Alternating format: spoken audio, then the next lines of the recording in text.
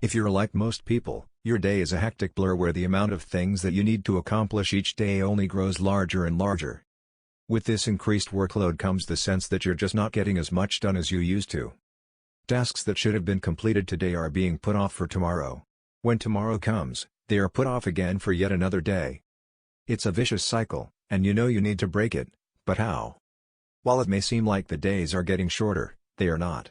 You still have the same amount of time to get things done as you always have. You have just forgotten how to manage your time efficiently. To learn how to squeeze more time out of your day, you first need to look at your daily to-do list.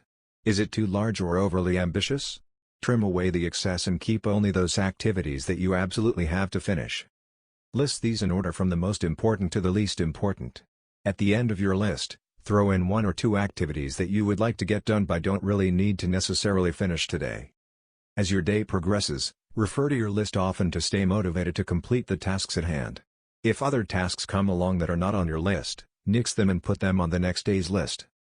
In addition to having a clear map of what needs to be accomplished for the day, you can save time by not spending more time than is needed on any one task and by not wasting time on less important ones.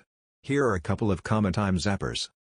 Email, texts, and instant messengers. While it's true that technology has allowed us the freedom to do so many things, many of today's most popular forms of communication waste more time than they save. It is so much quicker to just pick up the phone and rattle off a few things than it is to type out messages to people.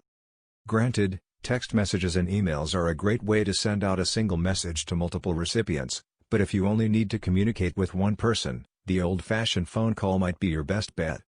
Socializing. Excess socializing can put any project behind schedule no matter whether it is work-related or a home project. Taking too many breaks and not sticking to the task can also leave you without enough time to finish your project. To avoid this, save socialization for scheduled breaks and downtimes. Strive to finish your project as soon as possible with the hope of finishing early.